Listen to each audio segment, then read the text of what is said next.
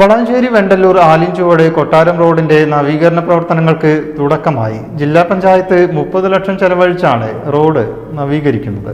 വെണ്ടല്ലൂർ കൊട്ടാരം റോഡിന്റെ പുനരുദ്ധാരണത്തിന് വേണ്ടി ജില്ലാ പഞ്ചായത്ത് 30 ലക്ഷം രൂപ ചെലവഴിച്ച് നടത്തുന്ന നവീകരണ പ്രവർത്തനങ്ങൾക്ക് തുടക്കം കുറിച്ചു. ഗ്രാമപഞ്ചായത്ത് പ്രസിഡന്റ് റജില നൌഷാദിന്റെ അധ്യക്ഷതയിൽ ജില്ലാ പഞ്ചായത്ത് മെമ്പർമാരായ വസീമ വേളേരി, ഡോക്ടർ KP വഹീദ എന്നിവർ സംയുക്തമായി പ്രവൃത്തി ഉദ്ഘാടനം നിർവഹിച്ചു.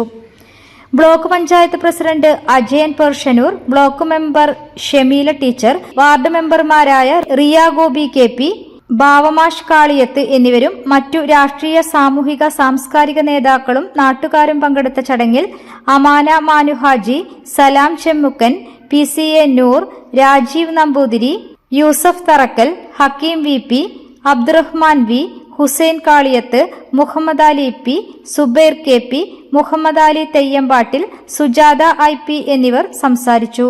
വെണ്ടല്ലൂരിന്റെ വലിയ ഒരു ആവശ്യമായിരുന്നു ഈ റോഡിന്റെ പുനരുദ്ധാരണം. ഇവിടുത്തെ ആളുകളുടെയും അതുപോലെ തന്നെ ക്ഷേത്ര കമ്മിറ്റി ഭാരവാഹികളുടെയും ഒക്കെ ആവശ്യപ്രകാരം ജില്ലാ പഞ്ചായത്ത് ആദ്യത്തെ ഫണ്ട് തന്നെ നമ്മുടെ റോഡിന് നൽകിയിരിക്കുകയാണ്.